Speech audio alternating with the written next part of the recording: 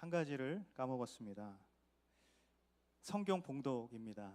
성경 봉독을 하고 기도한다는 것을 성경 봉독이 사실 원래 앞에 있어야 되는데 순서가 너무 많아서 뒤로 돌렸습니다. 오늘 우리에게 주신 말씀 에스더서 4장 말씀이죠. 4장 3절에서 16절까지의 말씀입니다. 4장 3절에서 16절까지 자막이 준비되어 있습니다. 같이 저와 여러분이 교독하도록 하겠습니다. 왕의 명령이 담긴 칙령이 도착한 지역마다 유다 사람들은 금식하고 울며 불며 통곡했습니다. 많은 사람들이 베옷을 입고 재를 뒤집어 썼습니다.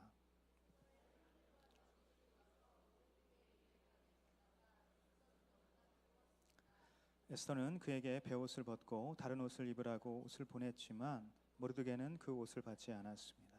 그러자 에스더는 자기 시중을 드는 왕의 내시 하닥을 불러 모르드게가 무슨 일로 괴로워하는지 그 이유는 무엇인지 알아오라고 명령을 내렸습니다. 그래요, 하닥은 모르드게는 그에게 무슨 일이 있었는지 낱낱이 말해 주었고 하만이 유다 사람들을 학살하는 대가로 왕의 금고에 정확하게 얼마를 헌납하겠다고 약속했는지도 덧붙였습니다. 또한 수산성에 공포된 그 학살을 명령한 칙령의 사본도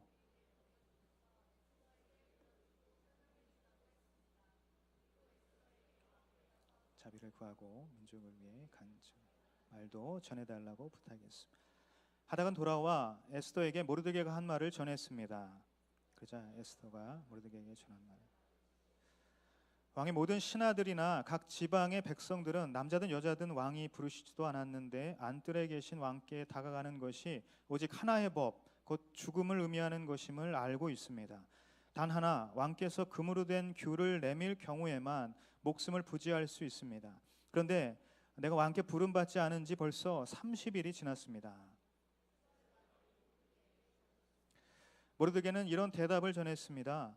내가 유다 사람들 가운데 혼자 왕의 집에 있다고 해서 이 일을 피할 수 있다고 생각하지 마라.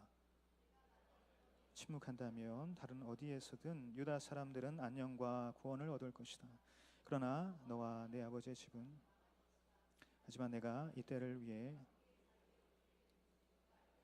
15절 16절 같이 읽도록 하겠습니다. 그러자 에스더는 모르드게에게 이런 대답을 보냈습니다. 가서 수산 성 안에 있는 모든 유다 사람들을 모으고 저를 위해 금식해 주십시오. 3일 동안 밤낮으로 먹지도 마시지도 마십시오. 저와 제 하녀들도 그렇게 금식할 것입니다. 그러고 나서 비록 법을 어기는 일이지만 제가 왕께 나가겠습니다. 제가 죽게 되면 죽겠습니다. 아멘. 김비서가 왜 그럴까? 라는 드라마가 요새 인기이죠. 많은 분들 보실 텐데요. 김비서는 평소에도 굉장히 성실하고 꼼꼼하고 친절하게 부회장을 잘 챙깁니다. 그런데 부회장은 최근 들어서 이 김비서가 더 상냥해지고 더 헌신적으로 자신을 대하는 그런 것을 느끼게 되었어요. 그래서 생각을 하게 됩니다. 김비서가 왜 그럴까? 그런 생각을 하게 되는 것이죠. 이 TV 드라마를 안 보신 분들 무슨 얘기를 하고 있는가 생각하실 텐데요. 김비서가 왜 그럴까 그런 생각을 부회장이 막 하게 됐어요. 그런데 사실은 김비서가 왜 그럴까가 아니라 부회장님이 왜 그럴까가 훨씬 정확한 물음이 아닐까 생각을 해보았습니다. 왜냐하면 사실 김비서가 왜 그렇게 됐는지가 아니라 부회장의 마음이 왜 그렇게 되었는지, 사실 그것이 질문의 본질이 되기 때문이죠. 김비서를 향한 부회장 자신의 마음의 변화가 김비서가 왜 이렇게 이쁘게 보이지? 김비서가 하는 것들이 왜 이렇게 좋아 보이지? 이런 마음의 변화를, 그 물음의 원인을 제공했기 때문인 것이죠. 여러분, 사람들은 때로 자기 마음에 있는 말을 잘못 표현할 때가 있어요. 내 마음 그게 아닌데 엉뚱한 질문을 할 때가 있고 엉뚱하게 말을 할 때가 있다는 것이죠. 마치 김비서가 왜 그럴까라는 질문이 아니라 사실 내 마음이 왜 이러지라고 질문을 해야 되는데 그런 질문을 하는 부회장님처럼 말이죠. 마음을 표현하는 그것은 생각보다 쉽지 않다는 것입니다. 그래서 마음을 있는 그대로 잘 표현만 해도 어쩌면 세상 훨씬 쉽고 또 훨씬 더 아름답게, 훨씬 더 행복하게 살아갈 수 있겠다는 그런 생각을 해보게 되었어요. 여러분, 주님은 이 땅을 살아가는 우리에게 얼마나 당신의 마음을 잘 표현하고 싶으셨을까요? 온 땅의 자연을 통해서, 이 만물을 통해서 크고 위대하신 그 하나님을 나타내고 싶으셨을 거예요. 하지만 우리는 창조주 되시는 그 하나님을 아직 다 알지 못합니다. 십자가를 통해서 죽음을 넘어선 사랑을 표현하고 싶으셨어요. 그런데 우리는 그것을 확실히 깨닫지 못하고 있어요. 우리는 흔히 이 성경의 진리, 그것을 역설이라는 말로 표현하기도 합니다. 하지만 어쩌면 주님의 이 설명은 완전하게 쉽고 정확한데 우리의 영적인 상태가 그것을 다 이해하기 어렵다는 이유로 우리는 이것을 역설이라는 말로 표현하는 것이 아닌가 싶습니다. 어찌되었든 역설의 하나님, 그는 여전히 우리 가운데에 역동적으로 역사하시는 분이라는 사실인 것이죠. 오늘 본문을 통해서 우리는 이 역설의 하나님, 우리 삶 가운데 역동적으로 역사를 하시는 그 하나님을 함께 나눠보기를 원합니다. 4절, 5절 말씀을 먼저 한번 읽도록 하겠습니다. 4절과 5절입니다. 시작.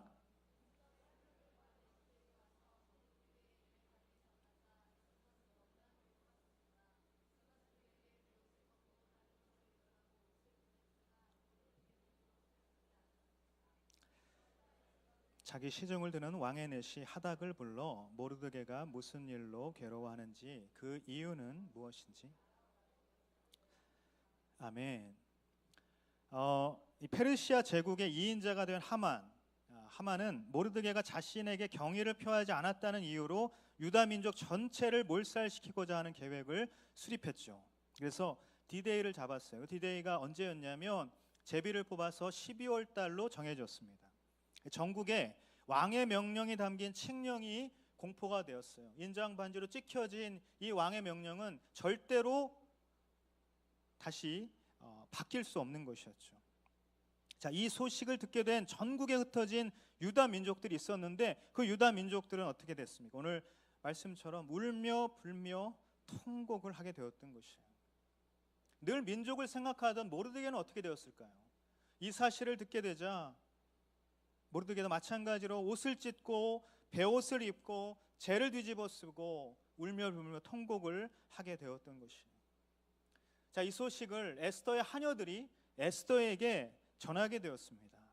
그러자 에스더는 어떻게 되었습니까? 너무나 괴로워했다라고 기록을 하고 있어요.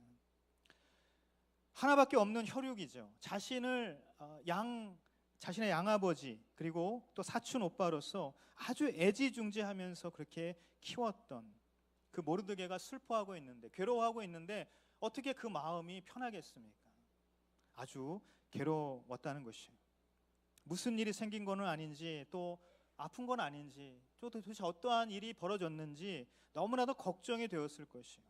그래서 도대체 무슨 일이 일어났는지 너무나도 궁금해서 자초지종을 듣고자 모르드게를 궁 안으로 불러오게 되었습니다. 그러기를 원했다는 것이죠. 그런데 오늘 말씀처럼 베옷을 입고는 그 안에 들어갈 수가 없었어요. 그래서 다른 옷을 보내게 되었어요. 이 모르드게가 다른 옷 갈아입고 들어와서 나랑 같이 얼굴과 얼굴을 맞대고서 이야기를 들어보기를 원했던 것이죠. 그런데 어떻게 됐습니까? 모르드게는 옷을 받지 않았던 것이에요. 들어가서 얘기하는 것보다 에스더가 이 상황의 심각성을 더 알기를 원했던 것이에요.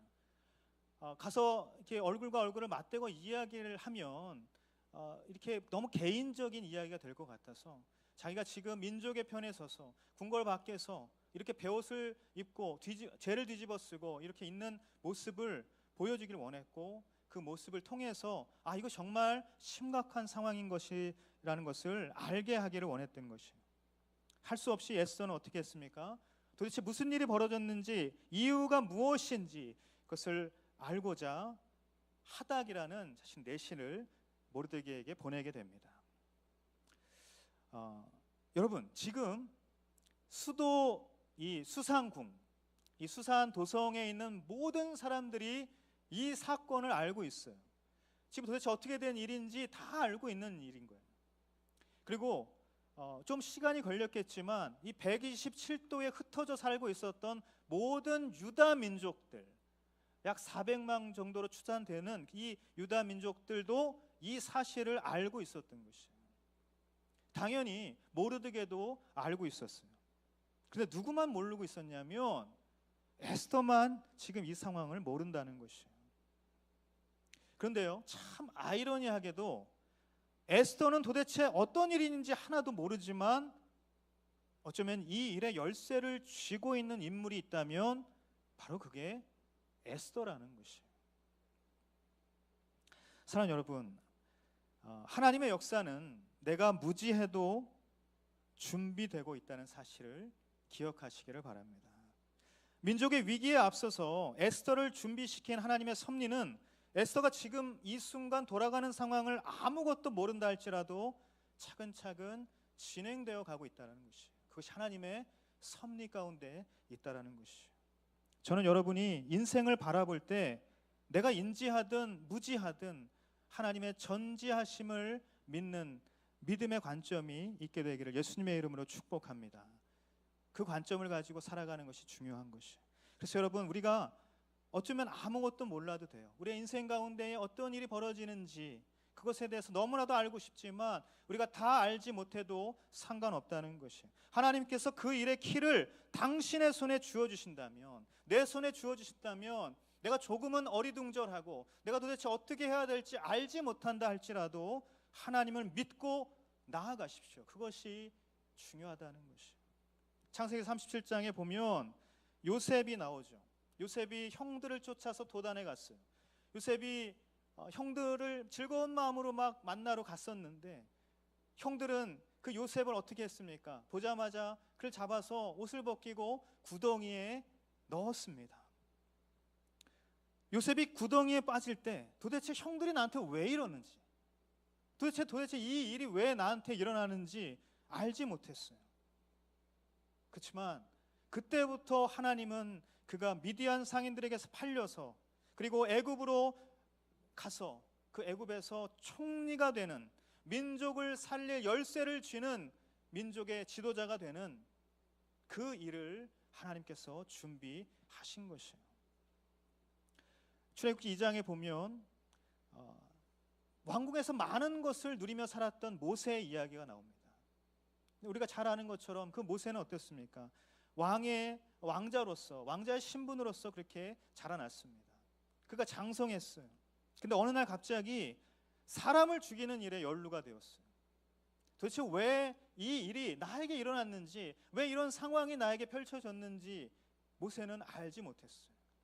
다 알지 못했지만 그 일 때문에 모세는 바로에게 쫓기는, 하루아침에 형제에서 쫓기는 신세가 되었고 미디안으로 도망하는 신세가 되었어요. 하지만 그곳에서 어떤 일이 벌어졌습니까? 하나님을 만나게 되었어요. 하나님은 모세를 민족의 지도자로 준비시켰던 것이에요. 민족을 이끌 키를 모세의 손에 맡기고자 그것을 다 일일이 준비해 가셨다는 것입니다. 사랑하는 여러분, 우리는 때로 상황을 다 알지 못한 채 어떤 일을 맞닥뜨릴 때가 있습니다. 그래서 무지한 상태에서 무능할 수밖에 없다고 우리는 그렇게 생각을 하죠. 그래서 마음이 어렵고 또 때로는 어떠한 일이 있을 때 그것을 포기할 때도 있다는 것이에요. 하지만 당신이 아무것도 몰라도 하나님께서는 당신에게 한 영혼의 구원을 맡기고자 준비시킬 수 있다는 것이에요. 우리가 순장 콜링할 때 제일 많이 듣는 말 무엇인지 아십니까? 내가요? 나는 아무것도 모르는데요. 내가 어떻게 합니까? 나는 모르는 게 너무 많은데, 성경도 모르고 순장 어떻게 해야 되는지도 모르고 아무것도 모르는데요. 아우리치 시즌에 되면 신청들을 안 해요. 신청을 왜 안 하냐면 하고 싶은데 빨리 하면 팀장 시킬까 봐. 팀장 시킬까봐 조금씩 좀 늦게 하는 거예요. 내가 어떻게 팀장을 해요? 내가 어떻게 아니에요, 그거 못합니다. 이렇게 이야기를 하죠. 근데 팀장이든 순장이든 또 다른 어떤 역할로 부르셨든 이미 하나님께서 준비시키셨기 때문에 그 열쇠를 맡기기를 원하신다는 것이에요. 여러분, 제가 여러분 축복합니다. 내가 무지해도 하나님은 이미 여러분의 인생을 준비시키는 줄 믿습니다. 여러분, 이 믿음이 저와 여러분에게 있게 되기를 간절히 바랍니다. 역설의 하나님은요, 다 알아서 잘 준비되었다고 생각하는 사람보다 다 몰라도 하나님의 준비를 믿고 순종하는 사람을 통해서 생명의 역사를 이루시는 줄 믿습니다. 이 여름에 우리가 아울리치를 준비하는 모든 과정이 있어요. 그 과정을 통해서 그 하나님을 경험하게 되기를 예수님의 이름으로 축복합니다. 하닥을 이제 보내서 일의 전말을 알고자 했던 에스더가 모르드게의 답변을 듣게 됩니다. 하만이 유다 사람들을 학살하고자 하는 계획을 세우고 그 대가로 뇌물을 주었던 일, 그리고 이 칙령의 사본, 이것도 다 보여줬어요. 그러면서 모르드게는 어떤 부탁을 했습니까? 네가 왕비인데 왕에게 가서 좀 이 사건에 대해서 아뢰고 이것을 좀 도와달라고 그렇게 부탁을 해라, 간청을 해달라는 부탁을 하게 됩니다. 그런데 모르드게는 부탁을 해왔지만 에스더는 사실상 거절을 하게 되는 장면을 보게 되는 것이죠. 우리 11절부터 14절까지의 말씀 같이 한번 읽도록 하겠습니다. 시작.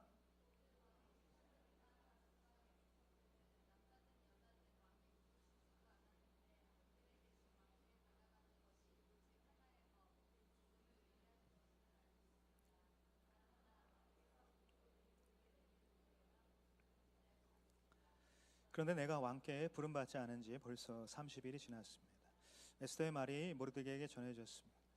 모르드게는 이런 대답을 전했습니다. 내가 유다 사람들 가운데 혼자 왕의 집에 있다고 해서 이 일을 피할 수 있다고 생각하지 마라. 내가 만약 이번에 침묵한다면 유다 사람들은 안녕과 구원을 얻을 것이다. 그러나 너와 내 아버지의 집안은 망할 것이다.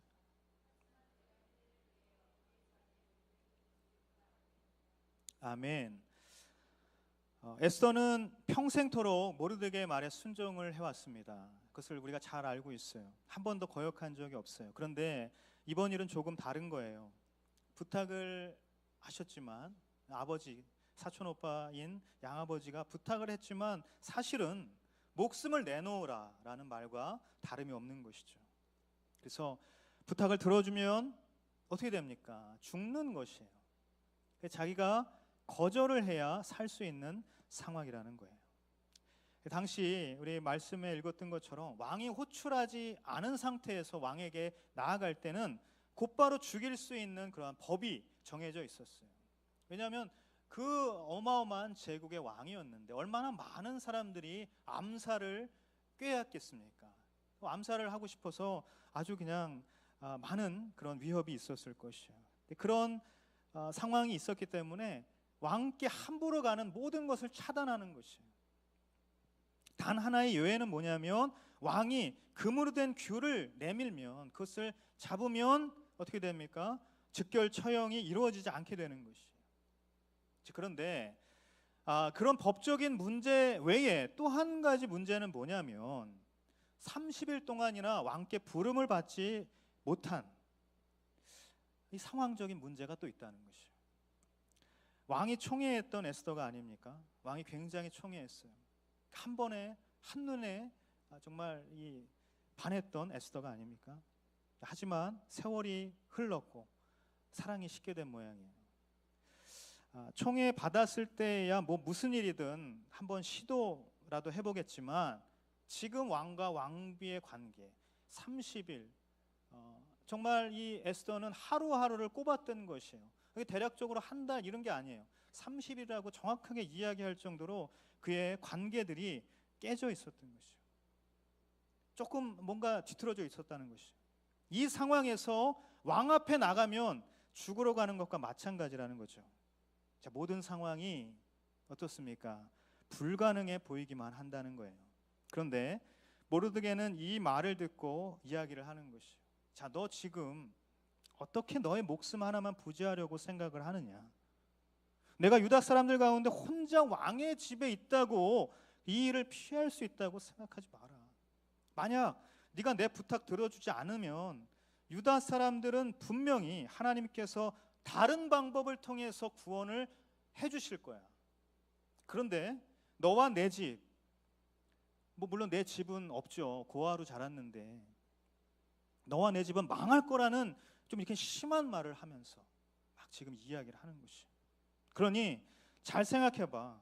너는 지금 이래도 죽고 저래도 죽는 거야.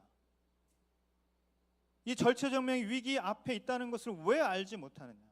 모르드게 이렇게 이야기를 하고 있는 것이. 어떻게 보면 양아버지를 자청했던 모르드게의 말치고는 굉장히 과격해 보이죠. 에스더 입장에서는 상처를 입을 만한 그러한 이야기였을지도 몰라요. 그러면서 마지막으로 어떻게 이야기하냐면, 잘 생각해봐. 이때를 위해서 너와 내가 아는 그 하나님께서 너를 왕비의 자리에 오르게 하셨는지 그것을 누가 알겠냐? 그 이야기를 지금 하고 있다는 것이. 그만큼 절박한 상태, 급박한 상태, 얼마나 큰 위기인지 절감하라라는 그러한 메시지를 강하게 던지고 있다는 것이죠.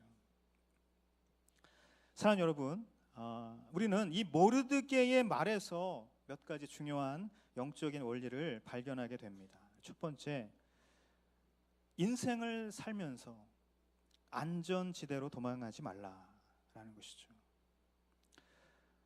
여러분, 우리가 인생의 위기가 찾아올 때 우리는 어떤 판단과 선택을 하는가?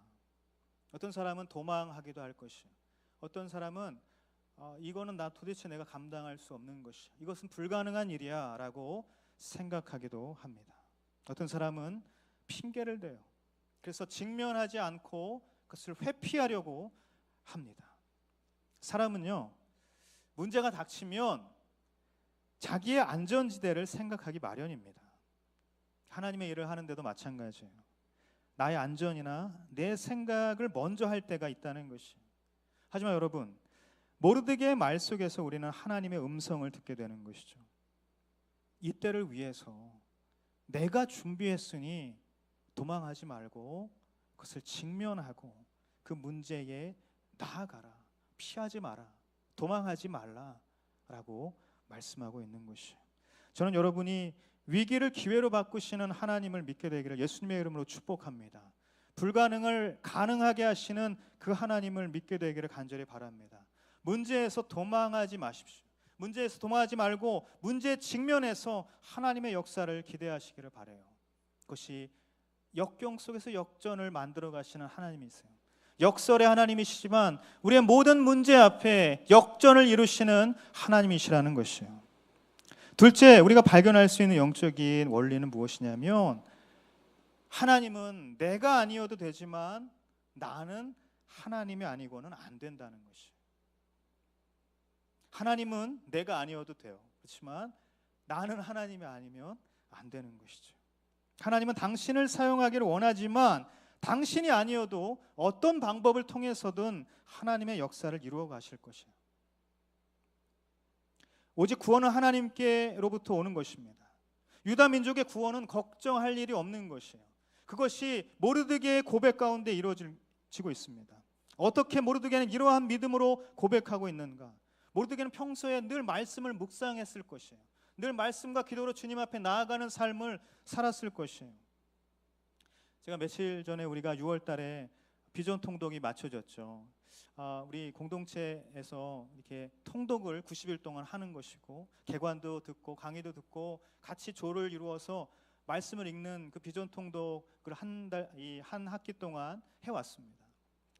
잘 마쳤는데 제가 늘 했던 말이 있어요. 이 말씀을 읽는 청년이 너무 아름다운 거죠.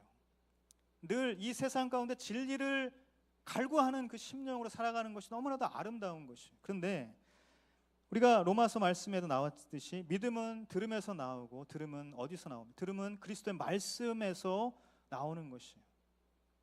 그리스도의 말씀에서.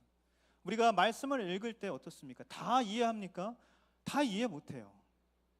그거 어떻게 다 알아요? 저도 다 모릅니다. 그렇지만 다 알지 못하지만, 다 이해가 되지 않지만 말씀을 읽는 것이에요. 그저 한 장, 그저 두 장 계속해서 읽어갈 때에 어떠한 일이 벌어집니까? 읽는 것이 조금씩 쌓이게 되면 믿음이 또한 쌓이게 되는 것이에요. 말씀을 읽는 그 모든 자의 마음 가운데 나도 모르는 사이에 믿음이 막 싹트게 된다는 것이에요. 모르드게는 늘 말씀 가까이 했던 사람인 것이에요. 말씀을 읽었기 때문에 그의 마음 가운데에는 그 믿음이 충만했던 것이에요. 우리의 구원, 너 아니어도 하나님은 어떠한 방법을 통해서도 이루어 가실 거야. 그런데 하나님 너를 위해서 지금 너를 사용하기를 원하시잖아. 바로 그 말을 하고 있는 것이. 유다 민족의 구원에 하나님은 너를 사용하기 원하지만 네가 순종하지 않으면 하나님은 또 다른 방법으로 역사하실 것이라고 말하는 거예요. 저는 여러분이 하나님의 일을 하면서 내가 아니면 안 된다는 생각을 버리게 되기를 간절히 바랍니다. 마태복음 3장 9절 말씀이에요. 너희는 행여나 속으로 아브라함이 우리 조상이다라고 생각하지 말라. 내가 너희에게 말한다. 하나님께서는 이 돌들로도 아브라함의 자손을 일으키실 수 있다.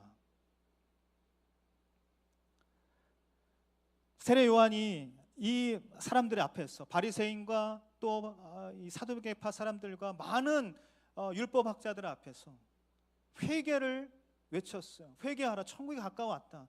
예수님께서도 동일한 외침을 하면서 당신의 공생의 사역을 시작하셨습니다. 그런데 그들의 마음 가운데 무엇이 있었어요? 근데 나는 아브라함의 자손인데, 나는 이스라엘 민족인데, 나는 구원받은 사람인데, 나는 메시아를 갈망하는 사람인데 나에게 어떻게 회개와 나에게 어떻게 영생을 이야기할 수 있는가? 바로 그 마음이 있었던 것이에요. 난데, 하나님 사랑하시는 난데, 그 마음이 있었던 것이. 그런데 예수님께서 이렇게 이야기하십니다. 하나님께서는 이 돌들도 아브라함의 자손으로 만드실 수 있는 것입니다. 여러분, 하나님은 누구든지 사용하실 수 있는 분인 줄 믿습니다. 그래서 여러분, 하나님의 도구로 나 같은 죄인을 사용해 주시는 것, 그것이 그저 영광이고 감사한 것이에요. 하나님께서 사람이 없어서 나를 쓰시는 것이 아니라는 말씀이에요. 그러므로 아쉬운 것은 우리들이지 하나님이 아니라는 것입니다. 저는 여러분이 나 아니면 안 된다는 착각을 하지 말고 나를 통해서 일하시길 원하시는 하나님께 순종하기를 예수님의 이름으로 축복합니다. 저는 여러분이 순종하는 사람에게 예비된 하나님의 축복을 누리게 되기를 간절히 바랍니다. 이것이 너무나도 중요한 영적인 원리인 것이에요. 세 번째, 어떤 영적인 원리가 있는가? 세상의 자리가 우연이 된 것이 아님을 기억하라는 것이에요. 여러분, 부를 얻었습니까? 여러분, 물질적인 축복을 누리고 있습니까? 세상의 자리에서 프로모션이 잘 돼서 어떤 높은 위치에 있습니까? 아니면 많은 인기와 명성을 구가하고 있습니까? 여러분이 어떠한 자리에 있다 할지라도 여러분이 지금 있는 바로 그 자리, 그것은 여러분의 힘으로 된 것입니까? 아닌 것이에요. 아닌데요, 내 힘으로 여기까지 왔는데요, 이렇게 생각하시는 분들 있으면 할렐루야, 여러분의 힘으로 된 것이 아니에요. 바로 이 지금 내가 누리고 있는 세상의 자리, 왜 이 자리가 되었을까? 왜 이렇게 하나님께서 나를 인도하셨을까? 이것을 생각해 보아야 한다는 것이에요. 여러분, 믿는 사람의 성공은 하나님께서 목적을 가지고 주신 축복임을 기억하십시오. 혹 세상에서 말하는 성공이 아니라 할지라도 여러분들이 있는 모습 그대로, 여러분이 있는 바로 그 자리 그대로 하나님께서는 분명한 목적을 가지고 여러분들을 인도해 가셨다는 것이에요. 저는 여러분이 지금 있는 자리에서 하나님의 사명에 집중할 수 있게 되기를 예수님의 이름으로 축복합니다. 하나님의 뜻을 이루어드리는 거룩한 도구가 되시기를 간절히 바랍니다. 제가 요즘 리더십들 직장 신방을 하고 있어요. 점심시간 1시간 혹은 1시간 반을 쪼개서 이렇게 만나고 있습니다. 너무 행복해요. 우리 순자님들도 행복하시죠? 너무 행복한데 그렇게 만날 때마다 이렇게 많은 이야기들을 나누게 됩니다. 근데 일하는 것에 대해서 보통 많이 이야기를 하는데 일하는 것에 대해서 만족해하는 사람이 있어요. 그리고 내 직장, 지금 내가 하고 있는 일에 대해서 굉장히 감사하는 사람들이 있습니다. 또는 어떤 사람이 있냐면 굉장히 지금 어려운 가운데 있는 사람이 있어요. 야근이 많고 관계 어려움 가운데 있는 사람들이 있습니다. 또 굉장히 고민을 많이 하는 분들도 계세요. 그런데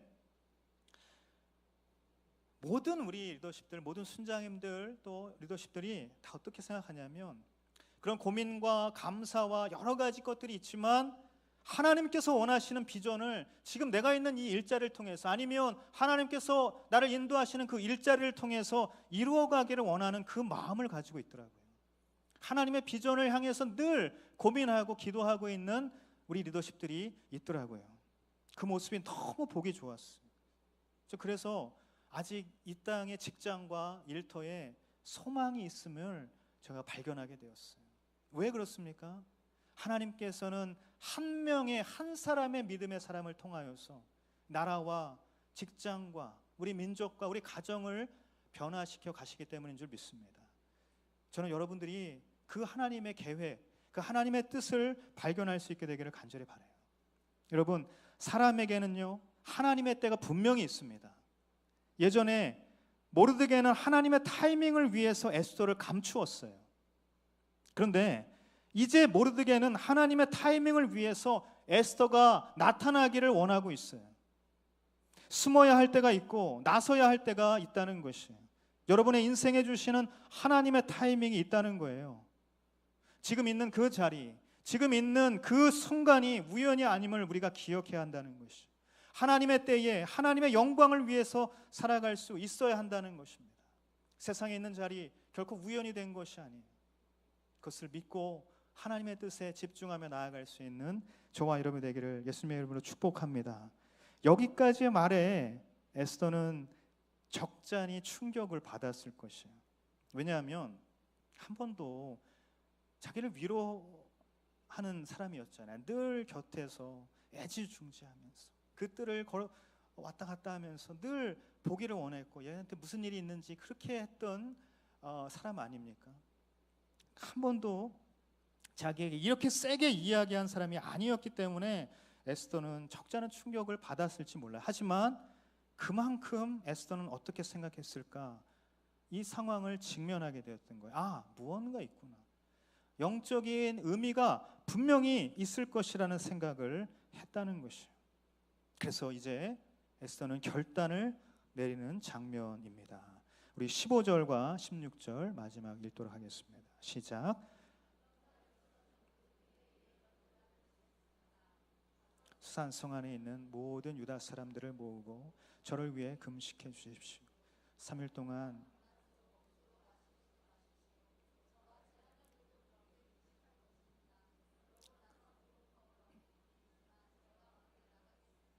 제가 죽게 되면 죽겠습니다. 아멘.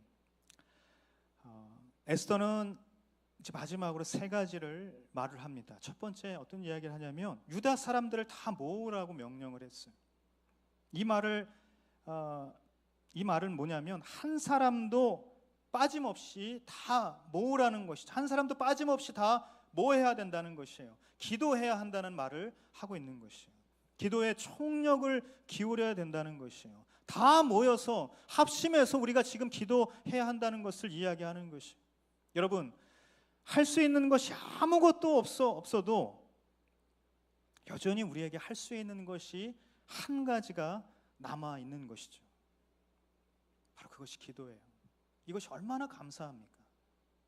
저는 여러분이 기도의 사람이 되기를 예수님의 이름으로 축복합니다. 기도의 호흡이 길어지기를 간절히 바랍니다. 기도의 깊이가 날로 더욱 깊어지기를 예수님의 이름으로 축복합니다. 제가 첫 해외 아울리치를 갔었을 때 일이에요. 터키를 갔습니다. 제가 이제 청년이었죠. 터키를 가서 굉장히 이제 시골 마을로 들어갔어요. 근데 그 마을에 그 도심에 뭐가 있었냐면 기독교 서점이 있었습니다. 저희의 사역이 뭐였냐면 기독교 서점이 있었는데 터키는 이슬람 국가이기 때문에 기독교 서점도 국가에서 관리를 하는 것이에요. 거기에 세워진 관리인이 있는데 이 관리인도 마찬가지로 어떤 죽은 공무원 같이 국가에서 정해줍니다. 그런데 이 기독교 서점이 굉장히 낡았어요. 아무도 이것을 이렇게 잘 케어하지 못하는 것이. 그래서 이 기독교 서점을 이쁘게 잘 꾸미기는 사역이 바로 우리 사역이었어요. 이렇게 윈도우도 잘 닦고 거기에 이렇게 시트지를 저희가 잘 준비해가지고 이쁘게 가져가서 시트지 붙이는 작업도 하고, 또 안에 이렇게 도배도 하고요, 여러 가지 그런 인테리어를 저희가 했습니다. 그래서 다 한 3일 동안의 이 사역을 마치고서 거기서 일하고 있는 그 형제가 있었는데, 이 형제가 예수님을 알아요. 그리고 하나님도 당연히 알죠. 그런데 성령님을 모르는 거예요. 그래서 이제 사역이 다 맞춰지고 우리 같이 있었던 이 사역팀 6명이 모여서 같이 합심해서 기도를 하기 시작했어요. 선교사님도 그 기도에 합류하게 되었어요. 같이 막 기도를 하는데 어떠한 일이 벌어졌을까요? 이 형제를 놓고, 성령님, 이 형제를 만나 주십시오. 주님을 알고 예수 그리스도를 인하여서 영생을 얻게 되는 것 아는데 성령님의 역사를 지금 알지 못합니다. 이 청년이 성령님을 만나기를 원합니다. 주님, 꼭 찾아와 주시고 이 성령의 역사가 이 형제 가운데 나타나게 해주십시오. 그래서 막 기도를 하기 시작했어요. 방언으로 기도하기 시작했어요. 합심해서 정말 눈물을 흘려가면서 기도했어요. 그런데 어떠한 일이 벌어졌냐면 이 형제가 성령님을 만나게 됐어요. 이 형제가 방언을 하기 시작했어요. 그 방언이 어떠한 말로 방언을 하고 있는지 우리가 다 듣게 되었어요. 6명이 기도하고 7명이 기도하고 있었는데 그 가운데 이 형제가 무슨 말을 하는지 도대체 알지 못하는 터키어도 몰랐고 방언도 당연히 모르죠. 근데 우리가 알게 된 거예요. 이 형제가 지금 무슨 이야기를 하고 무슨 기도를 주님 앞에 드리고 있는지 서로가 눈빛으로 다 알게 된 것이, 놀라운 역사가 나타나게 되었어요. 여러분, 합심 기도하는 가운데 하나님의 성령의 역사가 나타나게 되는 것이에요. 여러분, 공동체에서 같이 기도할 때 하나님의 역사가 나타내는 것을 보게 됩니다. 저는 우리 공동체가 기도의 불길이 일어나는 공동체가 되기를 간절히 소망합니다. 공동체의 기도를 통해서 공동체의 부흥은 시작되는 줄 믿습니다. 여러분, 이 공동체가 합심하여서 기도할 때에 두세 사람이 내 이름으로 모인 곳에 나도 함께 하겠다 말씀하신 주님의 영이 그 가운데 나타나게 되는 것이에요. 우리는 그 주님의 영으로 인하여서 우리의 기도가 넓어지고 우리의 기도가 능력을 얻게 되고 우리의 기도를 통하여서 일하시는 그 하나님을 만나게 되는 것이에요. 저는 이 놀라운 일들이 우리들 가운데 나타나게 되기를 간절히 원합니다. 둘째로 에스더는 무슨 얘기를 했냐면 금식하라고 했어요. 제가 수련회를 앞두고 중요한 사역을 앞두고 또는 이 중요한 기도 제목을 놓고 우리는 금식을 하기도 합니다. 그런데 이것은 뭘 이야기하는 것이냐면 겸손하게 하나님 앞에 나아가는 태도를 말하는 것이에요. 내가 금식하면서 기도한다는 것은 하나님, 내가 겸손하게 주님 앞에 나아갑니다. 하나님은 크고 위대하신 분이고 하나님은 전지전능하신 분이지만 하나님, 나는 아무런 능력이 없습니다. 이것을 고백하며 기도하며 나아가는 것이 바로 금식이라는 것이에요. 지금 에스더는 하나님의 위대하심을 믿고 자기는 아무것도 아님을 정말 이 절박한 심정으로 금식하면서 기도하고 있다는 것이에요. 저는 여러분이 겸손하게 주님 앞에 나아갈 수 있는 믿음의 사람이 되기를 예수님의 이름으로 축복합니다. 절박하게 주님 앞에 무릎 꿇을 수 있는 믿음의 사람이 되십시오. 금식은 나를 무력하게 하면서 하나님의 능력을 경험하는 영적인 지름길이 되는 것이에요.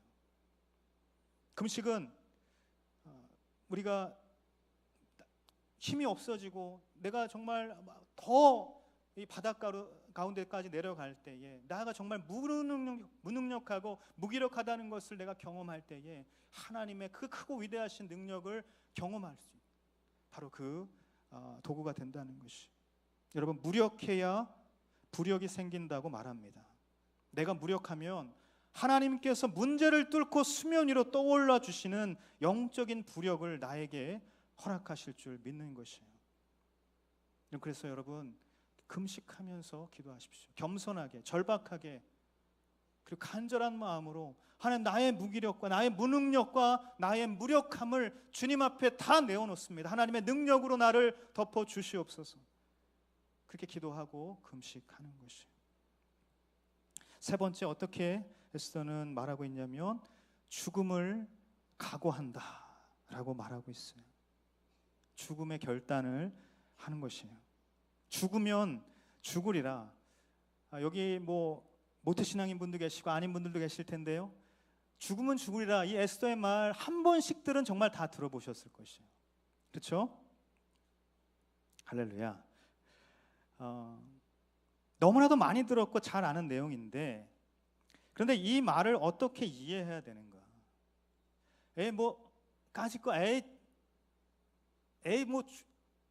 죽으면 죽지 이런 거예요. 지금 나는 이제 그냥 죽었구나, 이게 체념 섞인 절망을 이야기하는 것입니까? 정말 될 대로 되라 막 이런 겁니까 지금? 그 말이 아닌 것이죠. 오히려 결코 하나님께서 죽지 않게 하실 것이라는 확신을 가지고 선포하는 것이에요. 죽으면 죽으리라, 내가 망하면 망할 것이다, 하지만 하나님께서는 결코 그렇게 하지 않을 것이다, 그 믿음을, 그 확신을 지금 선포하고 있는 것이라는 것입니다. 마태복음 16장 25절 말씀입니다. 우리 같이 한번 읽도록 하겠습니다. 시작.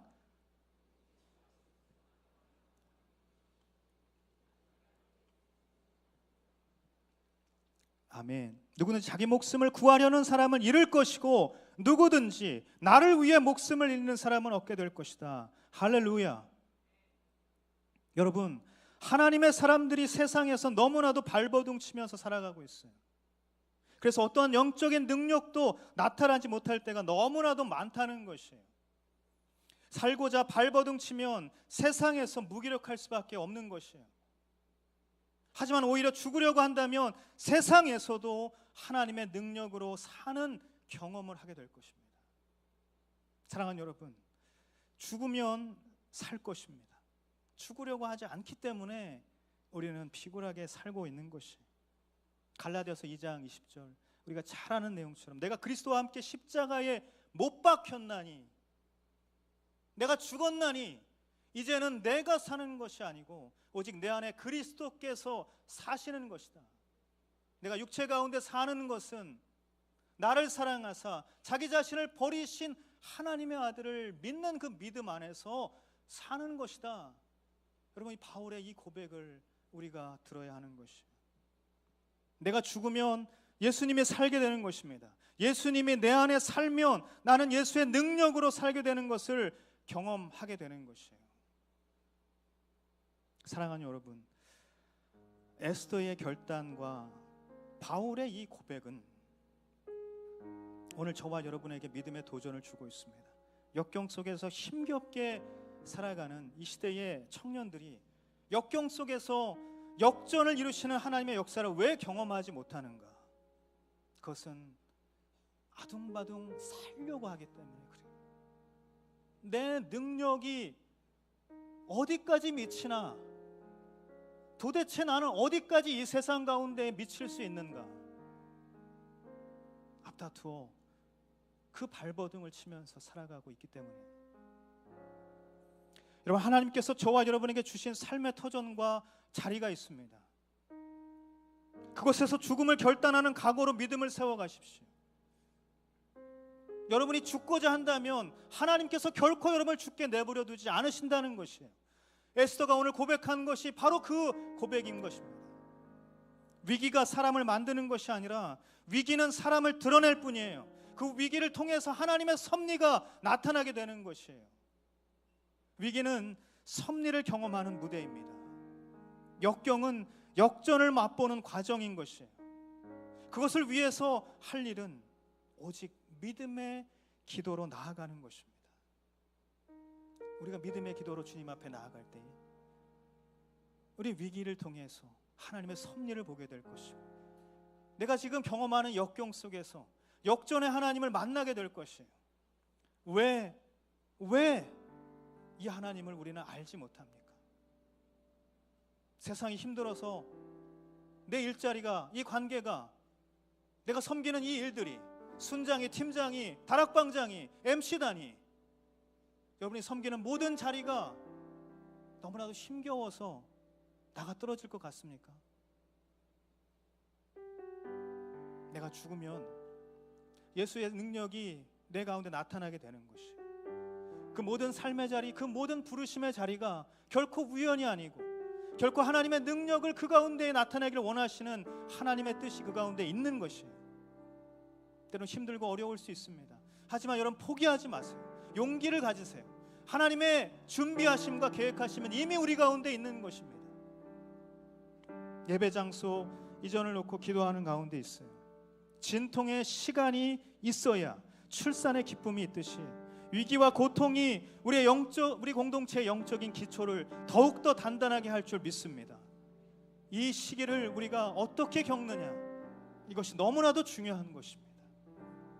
그래서 우리는 지금 기도의 돌파력이 필요한 것이에요. 아울리치도 마찬가지고요. 우리의 모든 삶에서 이루어지는 치열한 영적인 전쟁 다 마찬가지입니다. 저는 여러분에게 축복하고 권면할 말씀을 드리고 싶습니다. 여러분 삶의 자리 가운데에서 기도의 돌파력을 갖게 되기를 예수님의 이름으로 축복합니다. 하나님께서 여러분을 기도의 사람으로 쓰시길 원하십니다. 하나님께서 지금 순종의 자리로 여러분을 부르십니다.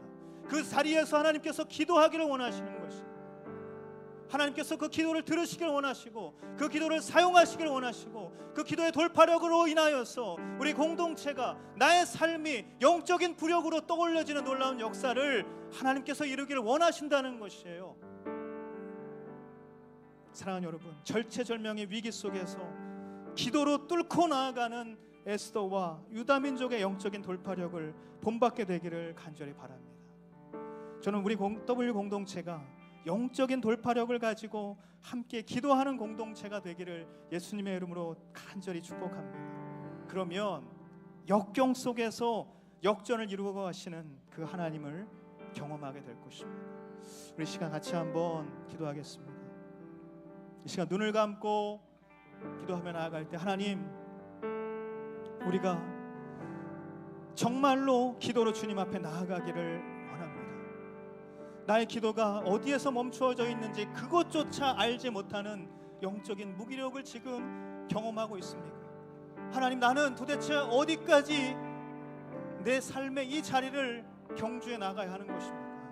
나는 지치고 힘이 없고 나는 무기력하고 무력해서 지금 주저앉기 일보 직전입니다. 하지만 하나님, 그 자리에서 지금 하나님의 말씀을 내가 믿고 확신하는 가운데 다시 기도의 자리로 나아가기를 원합니다. 주님, 무릎 꿇고 주님 앞에 나아가기를 원합니다. 주님, 기도의 돌파력을 나에게 허락하여 주시옵소서. 나에게 영적인 돌파력을 허락하여 주시옵소서. 주님, 이미 준비시키시는 그 하나님의 계획과 하나님의 섭리를 온전히 믿고 나아갈 수 있는 영적인 믿음이 우리 가운데 있게 하여 주시옵소서. 이 믿음의 고백으로 주님 앞에 기도하기를 원하시는 분들, 우리 자기 자리에서 일어나서 주님 앞에 기도하며 나아가기를 원합니다. 이 시간 자리에서 일어나서 주님께 두 손을 들고 우리 주여 한번 외치고 통성으로 기도하며 나아갑니다. 주여,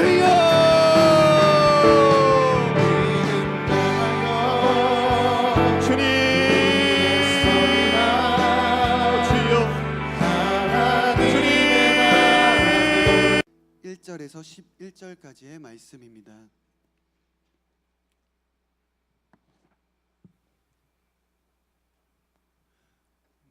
에스더 5장 1절에서 11절까지의 말씀을 저와 여러분들이 한 절씩 교독하시겠습니다. 제3일에 에스더는 왕비의 예복으로 차려입고 왕궁 앞에 있는 왕궁 안뜰에 섰습니다.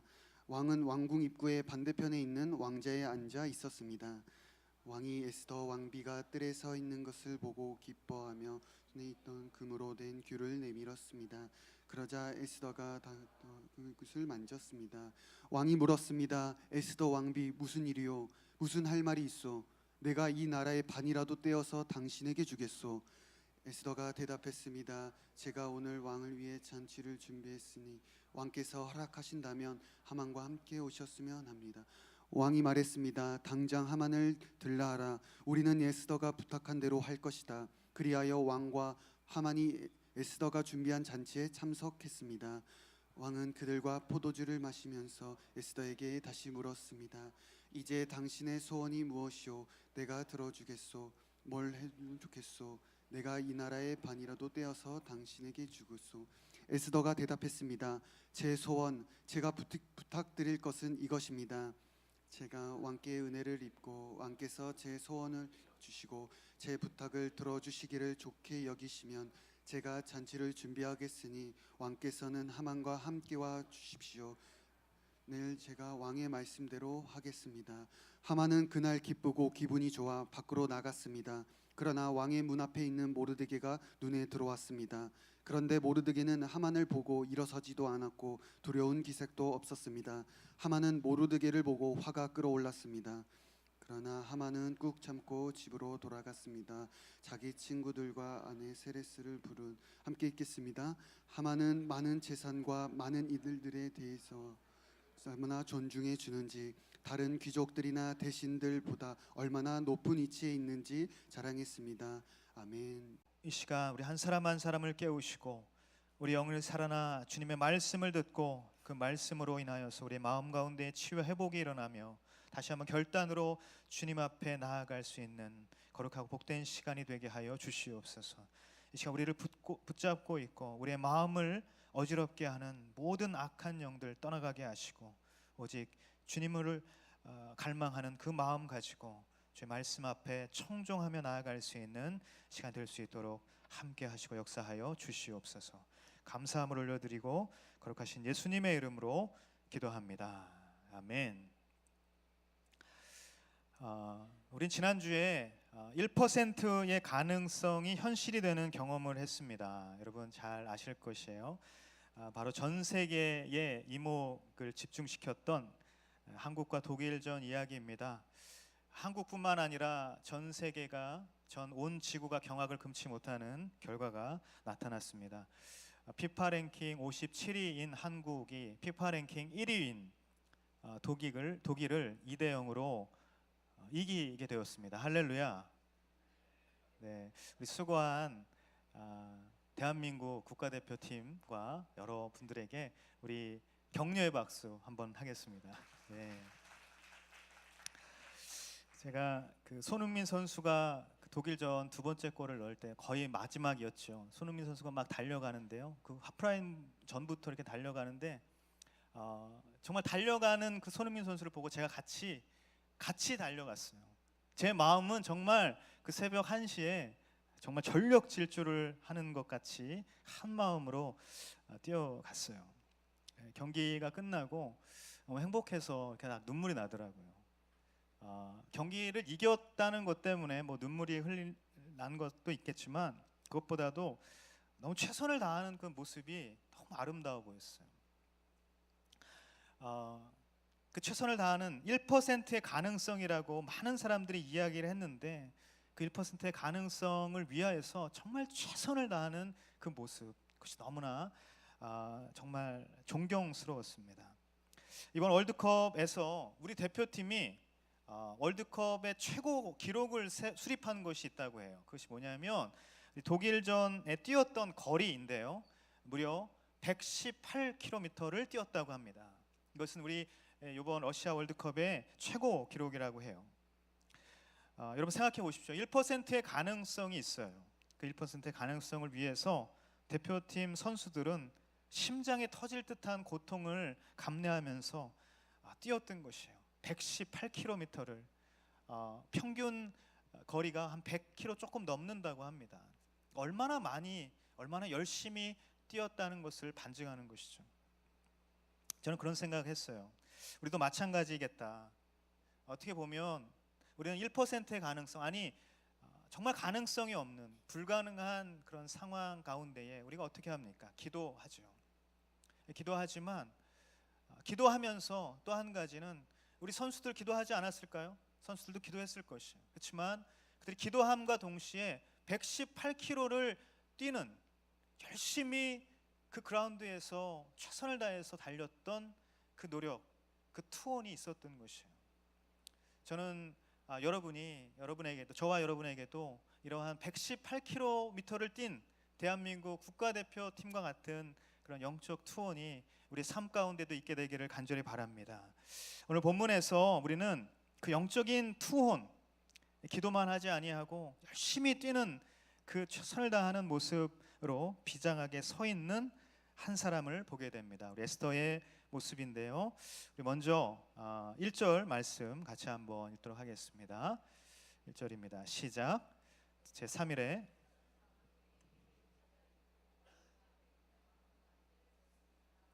왕은 왕궁 입구의 반대편에 있는 왕자에 앉아 있었습니다. 아멘. 첫 번째 나누고 싶은 메시지는 하나님은 기도하는 사람에게 용기를 주신다는 것이에요. 하나님은 기도하는 사람에게 용기를 주신다는 것입니다. 3일 동안 금식 기도를 마치고 에스더는 예복을 차려입었어요. 예복을 차려입는다는 것은 공식적인 자리에 나아간다는 것입니다. 무언가 비장한 분위기를 엿볼 수 있어요.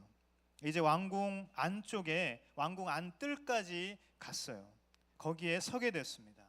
에스더가 뜰에 서 있는 모습을 한번 상상해 보십시오. 어떤 심정으로 서 있을까요? 무엇보다 두려움이 있었을 것이에요. 홀로 있는 그런 외로움도 있었을 것입니다. 비장한 마음도 있었을 것이고 무엇보다도 굉장히 많은 부담이 있었을 것이에요. 그 부담이 두려움과 또 여러 가지 생각으로 다가왔을 것입니다. 온갖 복잡한 심정, 그것으로 그저 안뜰에 서 있는 것밖에 할 수 없었던 그런 상황, 그것이 바로 에스더가 처해 있는 지금 상황이라는 것이에요. 하지만 중요한 것은 무엇이냐? 그 모든 마음의 전쟁 속에도 불구하고 에스더는 왕궁 안으로 들어갔다는 것이,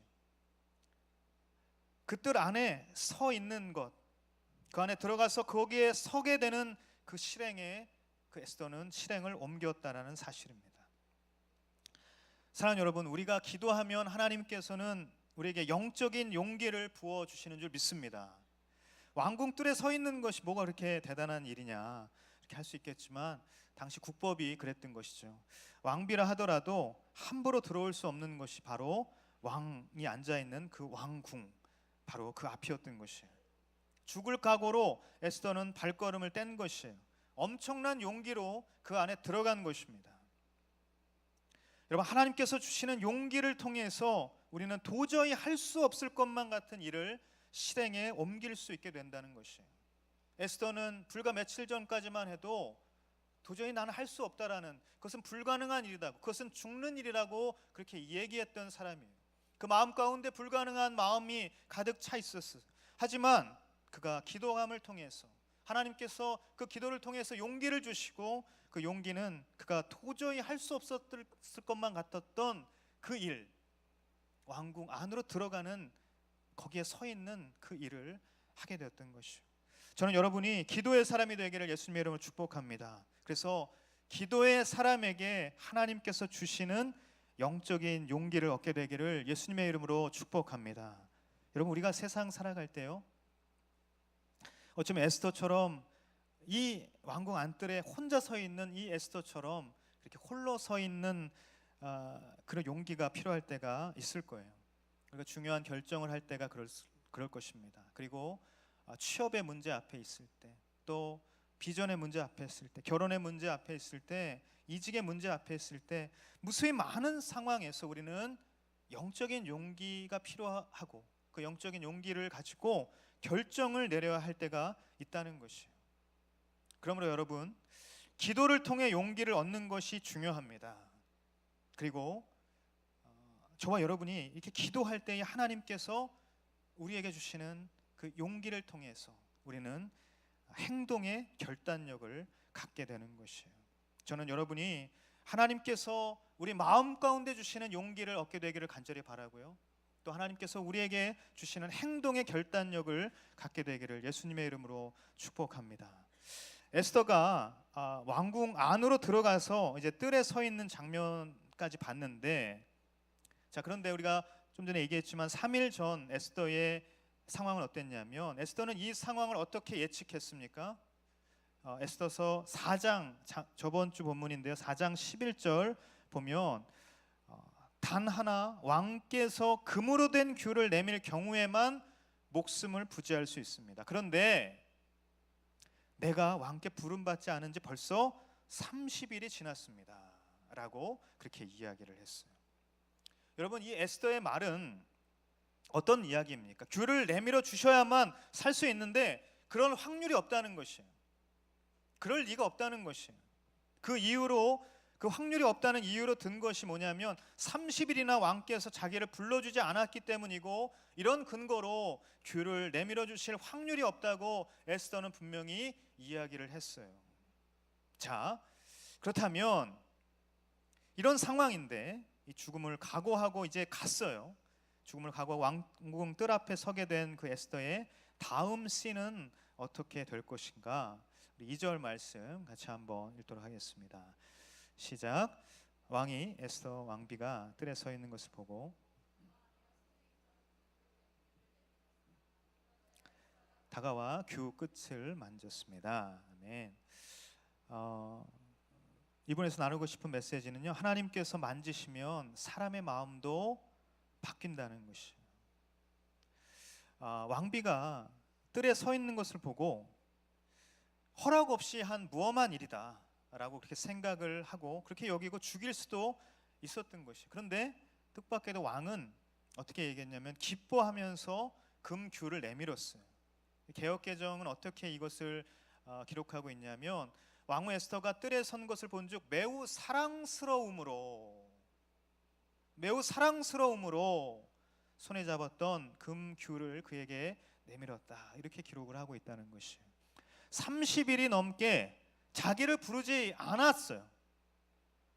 여러분, 그렇다면 누구나 짐작할 수 있는 것 아니겠습니까? 지금 왕은 에스더를 보고 기뻐하거나 어떤 사랑스러워할 그런 감정, 그런 상황이 아니라는 것쯤은 우리가 짐작할 수 있는 것이죠. 게다가 우리가 잘 아는 것처럼 이 아하수에로 왕, 얼마나 미색을 밝힙니까? 전국 127개 도에서 미색, 이렇게 아름답고 아름다운 처녀들만 뽑았지 않습니까? 얼마나 이 미색을 밝히는 그런 왕이었습니까? 게다가 3일 동안 금식을 했어요. 에스더는 수척해졌을 것이에요. 얼굴이 까칠해졌을 것이에요. 그 얼굴이 어떻게 사랑스러워 보이고 어떻게 이뻐 보였을까? 그럴 리가 만무했다는 것이에요. 그런데 어떻게 된 일입니까? 3일 동안 영적으로 준비되고 또 온 유다 민족이 중보하는 가운데 하나님께서는 왕의 마음을 만져주셨다는 것이에요.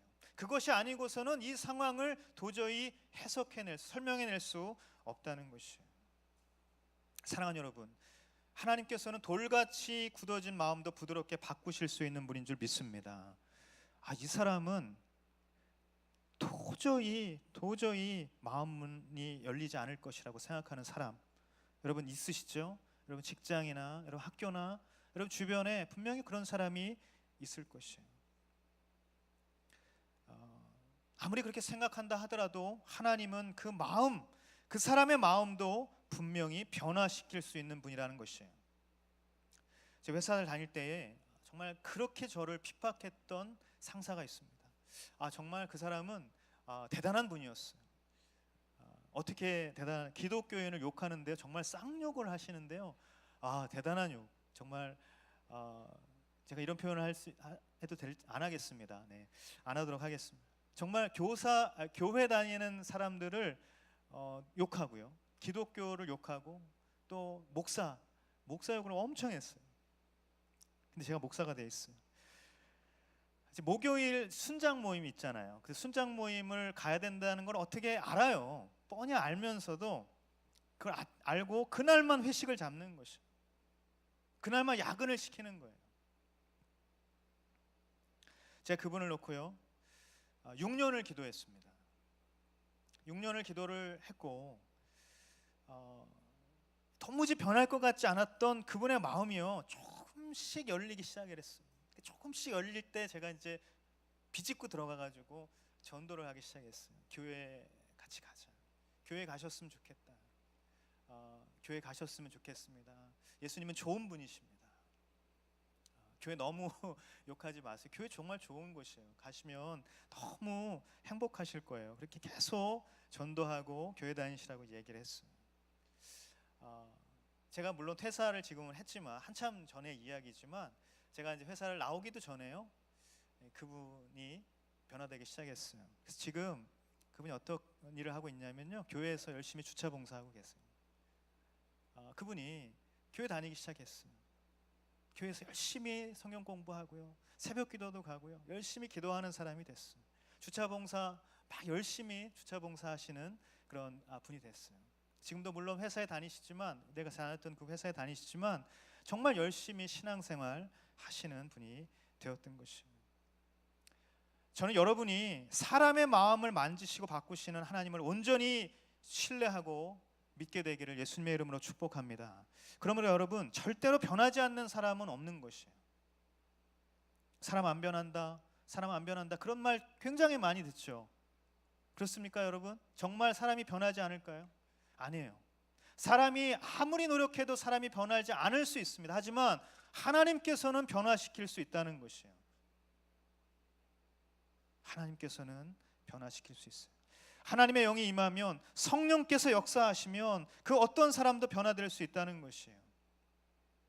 여러분이 마음을 열어달라고 기도하는 분이 계시다면 여러분 포기하지 마십시오. 그것이 가족이 됐든, 그것이 직장의 어떤 사람이 됐든, 여러분 주변에 어떤 사람이 됐든 간에 여러분 포기하지 마십시오. 잊혀진 여인이 되었던 그 왕후 에스더를 보고 기뻐한다고 했잖아요. 사랑한다고 했잖아요. 어떻게 이런 일이 가능할까요? 그랬던 것처럼 언젠가는 기적과 같은 그 마음의 변화가 반드시 일어나게 될 것입니다.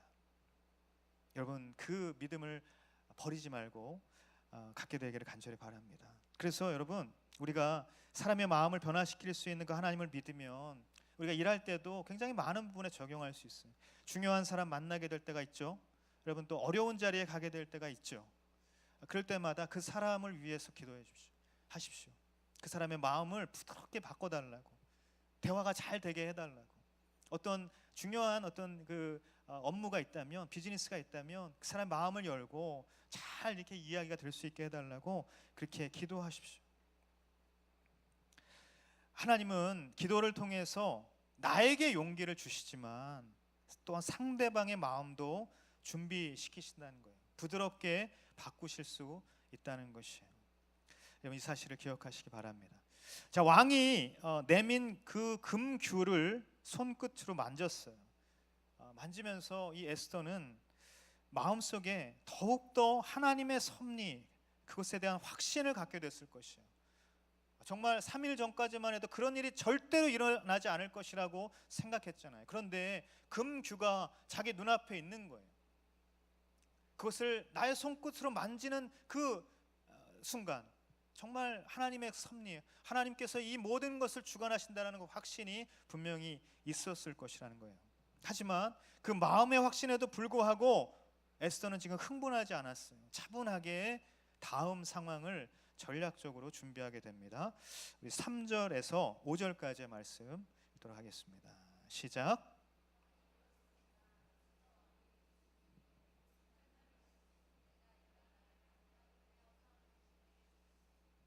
에스더가 대답했습니다. 제가 오늘 왕을 위해 잔치를 준비했으니.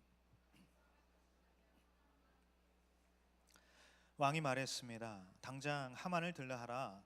우리는 에스더가 부탁한 대로 할 것이다. 그리하여 왕과 하만이 에스더가 준비한 잔치에 참석했습니다. 아멘. 나누고 싶은 메시지의 소제목은 뭐냐면 기도에 따른 지혜가 필요합니다라는 것이에요. 30일 동안 부르지도 않았던 왕이라고 하기에는 믿기지 않을 정도로 지금 친절한 것이죠. 애정어린 배려로 에스더에게 나아가고 있어요. 에스더를 향해서 말하고 있습니다. 어떻게 이야기하냐면, 무슨 일이냐고, 에스더 왕비 무슨 일이야, 무슨 할 말이 있어서 여기 왔습니까? 내가 이 나라의 반이라도 다 떼어서 주겠습니다. 그것은 뭐냐면 무슨 일이든 말만 하라는 것이에요. 다 들어주겠다는 것이에요. 정말 나라의 반 다 떼어줄 정도로 그렇다는 것인데, 진짜 나라의 반을 떼어주진 않겠죠. 이것은 당시의 이 관용적인 허세가 담긴 그 권위자들의 표현이라고 보면 좋을 것 같습니다. 어쩌면 이 왕, 아하수르의 왕은 허락 없이 나온 에스더의 모습을 보고 이게 뭐지? 왕은 뭔가 그만큼 절실한 무언가가 있다는 것을 감지했을 것이에요. 자, 그러자 에스더가 대답을 했어요. 왕을 위해서 제가 잔치를 준비했습니다. 그러니까 하만과 함께 와주십시오라고 그렇게 이야기를 하는 것이에요. 이야기를 하라고, 부탁에 대해서 지금 말하라고 이야기를 했는데 바로 본론으로 들어가지 않았던 것입니다. 궁금증을 유발하는 것이죠. 호기심을 자극하는 것이죠. 탁월한 전략을 지혜롭게 발휘한 것이라는 사실입니다. 우리는 여기서 에스더가 보여주는 지혜로움을 통해서 몇 가지 삶의 원리를 깨닫게 되는데요. 첫 번째 뭐냐면 하나님께 기도하며 얻게 된 확신으로 하나님께서는 담대한 용기도 주시지만 신중한 지혜도 알려주신다는 것이에요. 신중하다는 것, 그 신중함은 무엇이냐면 소극적인 마음을 의미하는 것은 아니에요. 오히려 우리가 굳은 믿음이 있고 또 어떤 담대한 용기가 있으면 오히려 성급하지 않아도 된다는 영적인 확신이 우리 가운데 자의 삶의 대비라는 것이에요. 이것이 의인과 악인의 대비라는 것이에요. 저는 여러분의 삶에 늘 헤세드가 붙어 다니게 되기를 예수님의 이름으로 축복합니다. 하만과 이 에스더의 극명한 대비를 우리는 바로 이 말을 통해서도 볼 수가 있다는 것이에요. 이 하만이 그 분노를 꾹 참고 왔어요. 이 분노를 사길 대안을 찾아야 됐습니다. 자신의 분노를 잠재우고 기분을 전환하는 데 있어서 자기 자신을 자랑하는 것보다 훨씬 쉽고 빠른 것이 없었던 것이죠. 그래서 하만은 아내와 친구들을 불러서 온갖 자랑을 늘어놓게 됩니다. 어떻게 보면 참 불쌍한 사람인 것이죠. 은 1만 달란트가 있지 않았습니까? 그것을 일시불로 낼 수 있는 그런 거대한 부를 가지고 있었던 사람이에요. 또한 성경에서 어떻게 이야기하고 있냐면 아들이 10명이나 있었다고 해요. 여러분 욥기를 보시면 욥이 정말 얼마나 완벽한 축복을 누리고 있었던 사람입니까? 그런데 그에게 정말 처절한 고통의 시간이 찾아왔어요. 하나님께서 그 모든 고통의 시간을 통해서 여러 가지 영적인 교훈을 주시고 그가 모든 이 고통이 다 끝나고 났을 때 하나님께서 주시는 회복의 역사를 경험했는데 그 마지막에 어떻게 기록을 하고 있냐면 하나님께서 욥에게 7명의 아들과 또 3명의 딸을 주셨다고 얘기합니다. 여러분 7명의 아들이 뜻하는 것은요 완전한 축복을 의미하는 것이에요. 그런데 10명의 아들이라는 것은 그 7명의 완전한 축복을 뛰어넘는 넘치는 축복이라는 것을 알 수가 있는 것이에요. 그만큼 이 하만이라는 사람 정말 부족한 것이 없지 않습니까? 돈도 있고요, 아들의 축복도 생명의 축복도 많이 받은 사람이에요. 게다가 왕비와 왕이 있는 그 어떤 이 가족 모임에 그가 초대되는 어떤 자신의 권세를 인정받는 것 아니겠습니까? 온 천하가 이 하만의 권세를 인정하고 있는 그러한 상황 가운데 있었던 사람이라는 것이에요. 그런데 지금 하만은 한 가지 일 때문에 분노하고 있다는 것이에요. 한없이 기뻐하고 감사해야 할 사람처럼 보이지만 그는 기쁨의 사람보다 분노의 사람으로 살아가고 있다는 것이에요. 사랑하는 여러분, 우리는 여기서 이 하만의 모습을 통해서 몇 가지 중요한 영적인 원리를 발견하게 됩니다. 첫 번째, 하나님께서 주신 것에 감사하며 살아가야 한다는 것이에요. 하만은 지금 모든 것을 가졌다고 해도 과언이 아니지 않습니까? 그런데 지금 그가 지금 가진 것을 보고 기뻐하는 그런 삶을 선택하는 것이 아니라 자기가 가지지 못한 것, 자기가 지금 없는 것 그 한 가지를 보고 분노하는 삶을 살아간다는 것이. 모르드게가 절을 안 하는 거죠. 그게 뭐 이렇게 대수로운 일일까요? 그렇게 대단한 일일까요? 어떻게 보면 아무것도 아닌 일을 지금 하만은 집착하고 있어요. 다 가졌기 때문에 오히려 자신이 갖지 못한 그 한 가지에 집착할 수밖에 없는지 모르겠어요. 참으로 안타까운 사람이라는 것이죠. 저는 여러분이 받은 복을 세는 인생이 되기를 예수님의 이름으로 축복합니다. Count your blessings라는 말이 있죠. 우리가 받은 복이 있다면 그것을 계수하면서 살아가는 것이죠. 예수 그리스도께서 우리에게 이미 주셨던 그 많은 복들이 우리에게 있는 줄 믿습니다. 주님께서 이미 우리에게 주신 복이 있지만 언제부턴가 주신 은혜보다 받지 못한 은혜, 내가 가지지 못한 것들, 그것을 더 크게 바라보며 살아가고 있는 것이 우리의 모습이라는 것이에요. 제가 필리핀에 갔을 때 일이에요. 그 쓰레기 마을, 이번에 우리 필리핀 팀이 있지만 정말 세계에서 3대 빈민촌이죠. 너무나도 열악한 환경 가운데 살아가고 있어요. 이렇게 가정 방문하는 사역이 있었는데요. 정말 집이라고 말하기조차 뭐한 그 집에 갔어요. 가서 정말 깜깜하거든요. 불이 없어가지고 깜깜한데 거기 들어가서 이렇게 어머니를 만났어요. 어머니 만나서 여러 가지 얘기를 하면서 참 너무 힘들겠다 그런 이야기를 막 이제 서로 주고받았어요. 제가 기도해 주겠다고 이야기를 했어요. 막 그렇게 힘들겠다고 이야기를 하니까 이렇게 이야기를 하는 거예요. 그래도 문 열면 빛이 들어옵니다 라고 그렇게 이야기를 하는 것이. 그래서 괜찮다고, 살만하다고 그렇게 이야기를 하는 것이. 또 하나 감사할 것이 있다고 막 자기 딸을 불러요. 그래서 딸을 막 만지면서 이 딸이 아프지 않고 건강하게 자라는 것이 자기는 너무 감사하다는 것이. 그리고 막 굉장히 잘하는 건 아니지만 공부도 굉장히 잘한다는 것이에요. 그 너무 자기는 감사하다는 것이. 그러면서 이 엄마가 어떤 얘기를 하냐면 그곳에 계신 이제 선교사님이 샤론 마음인데 샤론이 예수님 알게 해줘서 샤론이 기도를 가르쳐줘서 자기가 기도할 수 있는 이 삶을 살아갈 수 있게 돼서 너무 그게 감사하다는 것이에요. 제가 그 말을 듣고요 정말 눈물이 나서 참을 수가 없었습니다. 얼마나 울었는지 몰라요. 여러분, 인생의 행복은요 받은 것과 바라는 것 사이에서 어떤 것에 나의 생각을 집중하는가에 달려 있다고 우리가 이야기할 수 있어요. 저는 여러분이 행복의 조건이 무엇인지 깨닫게 되기를 간절히 바랍니다. 하나님께서 주신 것에 여러분의 생각을 집중하며 살게 되기를 간절히 바랍니다. 주지 않은 것, 하나님께서 나에게 베풀어 주지 않은 것들이 있다면 그것에 집중하며 살아간다면 거기서부터 죄가 싹트게 된다는 것이에요. 그 생각이 나를 이끌고 나를 자꾸 죄로 이끌어 간다는 것이에요. 내가 갖지 못한 것, 내가 가지지 못한 것, 나에게 지금 없는 것, 그것을 집중하면 그렇게 된다는 것입니다.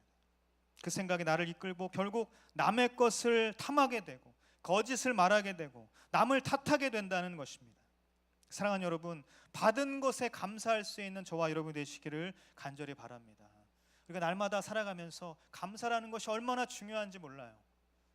주님께서 우리에게 이미 주셨던 것들, 나에게 없는 것을 자꾸 바라보는 것이 아니라 내가 있는 것을 바라봐야만 내가 줄 게 있는 것이에요. 내가 없는 것 자꾸 바라보며 살아면 난 줄 게 없어요. 나는 사랑하고 싶어도, 사랑을 베풀고 싶어도 베풀 게 없는 것이에요. 왜냐하면 내가 채워지지 않았기 때문에 그래요. 내가 없는데, 나는 이렇게 결핍한데 자꾸 그렇게 생각하며 살아간다는 것이에요. 근데 주님께서 나에게 이미 주셨던 것들, 내가 지금 이미 가지고 있는 것들, 그것을 생각하면 너무 나는 감사한 것이에요. 너무 나는 풍족한 것이에요. 그래서 나눠줄 것이 있어요. 그것이 베풀 것이 있어요. 바로 그 인생이 하나님께서 기뻐하시는 인생이 될 줄 믿습니다. 둘째, 자랑하지 말아야 한다는 것이에요. 하만과 같은 교만한 사람은요 자랑 없이는 살아갈 수가 없는 존재죠. 시편 10장 시편 3절 말씀을 같이 한번 읽도록 하겠습니다. 시작. 악인들은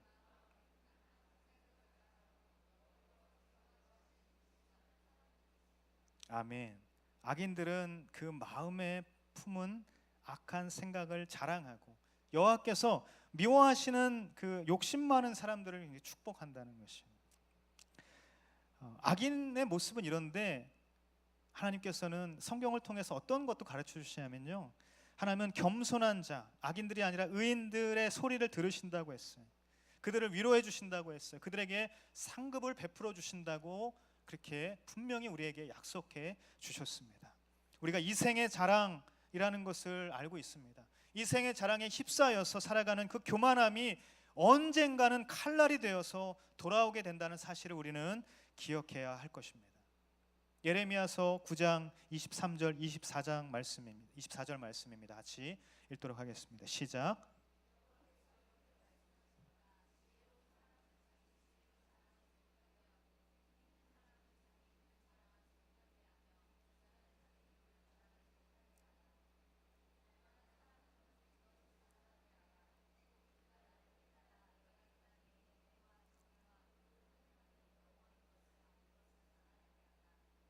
내가 기뻐한다 여호와의 말이다. 아멘.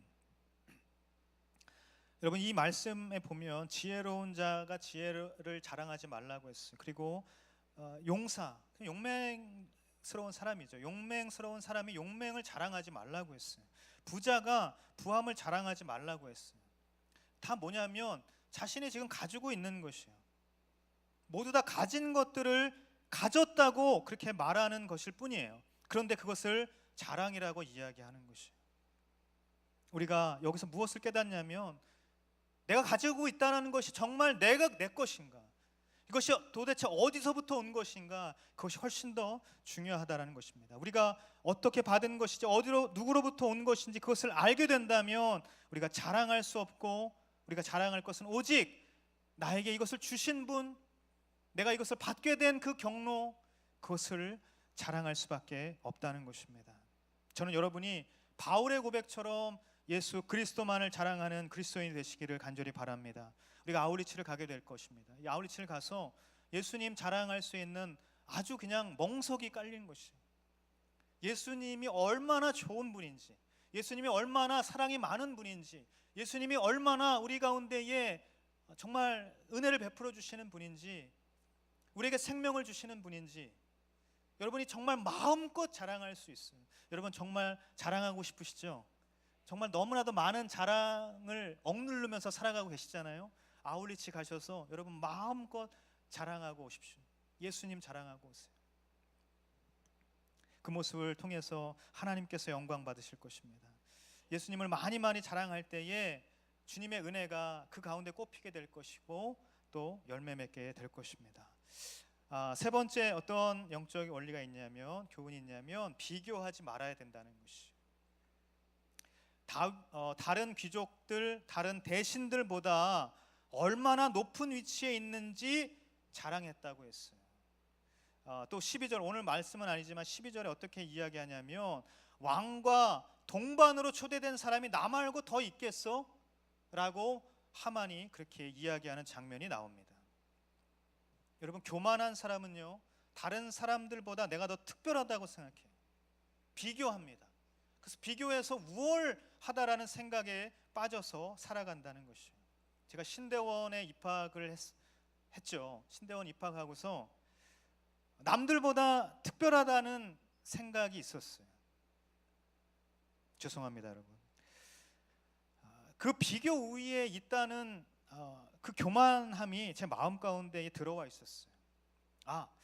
하나님은 나에게 더 특별한 계획을 가지고 계시구나. 내가 이렇게 나이가 먹고 짧게 준비했지만 다른 사람들보다 나를 이렇게 합격시켜 주신 걸 보면 하나님 나에게 더 특별한 어떤 계획이 있으시고 더 특별한 은혜를 주셨구나. 나를 남들보다 더 크게 사용하시겠구나. 이런 말도 안 되는 교만이 있었다는 것이 부끄럽습니다, 여러분. 그런데 제가 입학을 하게 되고요, 기숙사에 처음으로 갔던 순간이 아직도 기억이 나요. 정말 충격적이었습니다.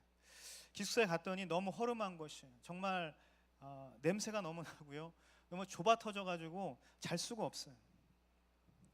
그것을 보고 정말 충격을 받았어요. 제가 그 순간 이것을 깨달았습니다.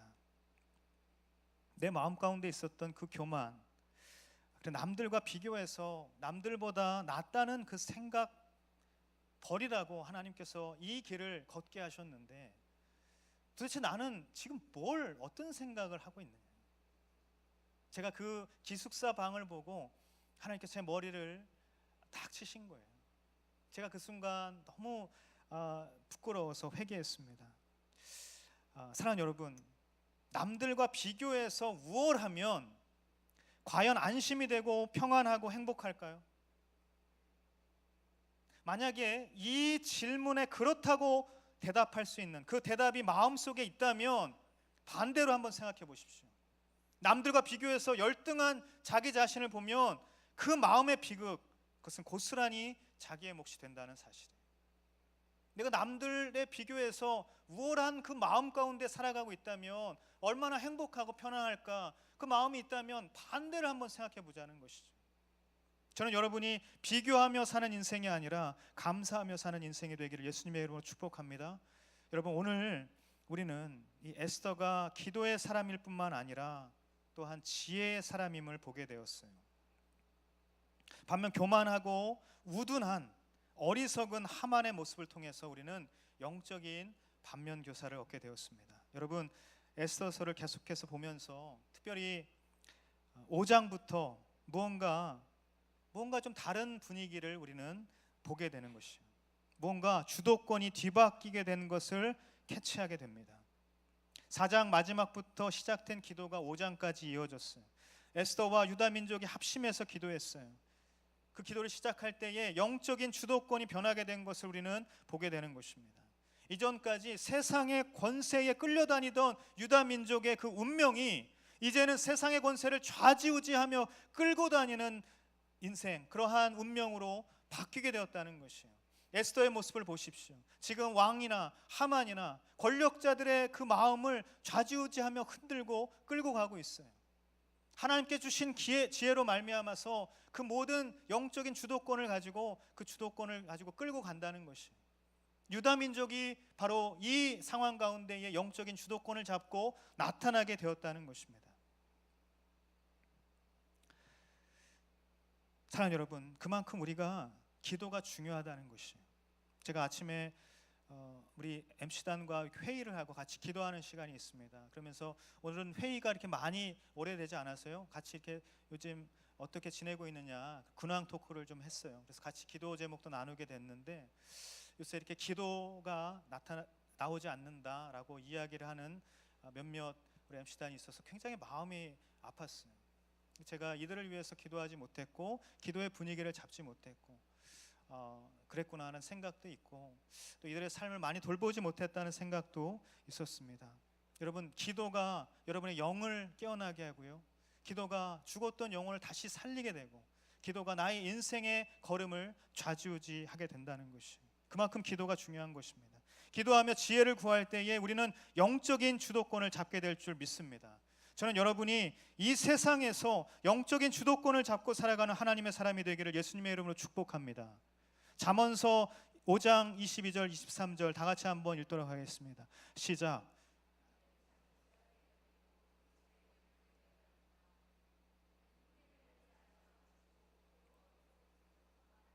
아멘. 제가 다시 한번 읽어드리겠습니다. 개역개정으로 읽어드리면, 사람이 하는 일은 여호와의 눈앞에 있으니 그분이 모든 길을 살피신다. 그분이 모든 길을 살피신다고 했어요. 악인은 자기 죄악에 걸리고 그 죄의 올무에 걸려든다고 했어요. 사람이 하는 어떤 일이든 그 사람이 하나님께 아뢰고 하나님께 기도할 때에 하나님께서는 영적인 주도권을 분명히 쥐게 만들어 주신다는 것이에요. 하지만 악인은 어떻습니까? 악인은 자기가 권세를 쥐고 있다고 생각해요. 자신이 주도권을 잡고 있다고 착각하지만 결국 자기 악에 걸려 넘어지고 만다는 사실이에요. 이것이 너무나도 중요한 영적인 원리라는 것입니다. 사랑하는 여러분, 어떻게 에스더가 영적인 주도권을 쥐고 왕과 하만의 마음을 쥐고 흔들었을까요? 어떻게 에스더가 영적인 주도권을 쥐고 자신과 이 민족의 절체절명의 위기를 기회로 바꾸어가고 있을까요? 그것은 바로 기도와 지혜의 콜라보레이션인 것입니다. 기도와 지혜. 여러분, 우리가 열심히 기도하는 것 너무나 중요합니다.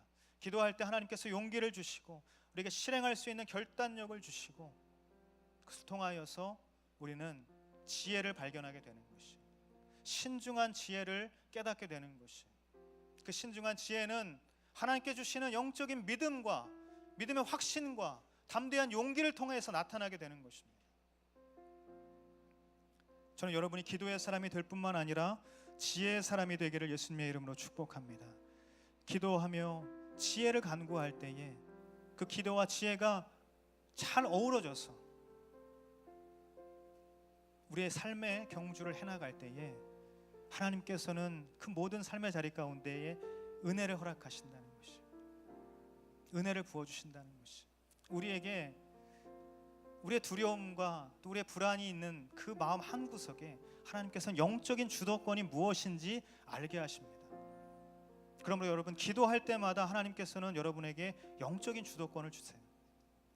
기도할 때에 여러분에게 주어주신 그 지혜를 통하여서 우리는 영적인 주도권이 무엇인지 알게 될 것이에요.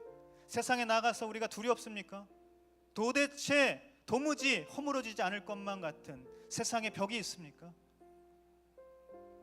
아무리 이야기해도 마음이 열려지지 않는 사람들이 있습니까? 아무리 내가 기도하고 해도 바뀌지 않는 삶의 상황들이 있습니까? 아니요. 하나님께서 기도하게 하는 사람을 통하여서 하나님께서는 그 가운데에 영적인 주도권을 가진 사람으로 우리를 세워주신다는 것이요. 그러면 여러분, 두려워하지 마십시오. 기도할 때 용기를 부어주시고 지혜를 부어주시고, 그래서 영적인 주도권을 가지고 나아가는 모든 자리에서 하나님의 은혜를 경험할 수 있게 되는 줄 믿습니다. 아울리치를 준비하는 모든 사람들, 또 아울리치를 가지 못하더라도 우리의 삶의 자리 가운데 나아가는 모든 사람들에게 기도의 영이 임하고 지혜의 영이 임하고 하나님의 영광을 위해 쓰임받는 놀라운 역사들이 나타나게 되기를 예수님의 이름으로 축복합니다. 한 주간 우리 삶 가운데의 기도와 지혜의 콜라보레이션이 매 순간 이어지기를 바랍니다. 그것을 통해서 하나님께서는 우리에게 영적인 주도권을 주시고 하나님의 섭리를 경험하는 기적과 같은 은혜를 경험하게 될 줄 믿습니다. 우리 시간 함께 기도하며 나아갈 때에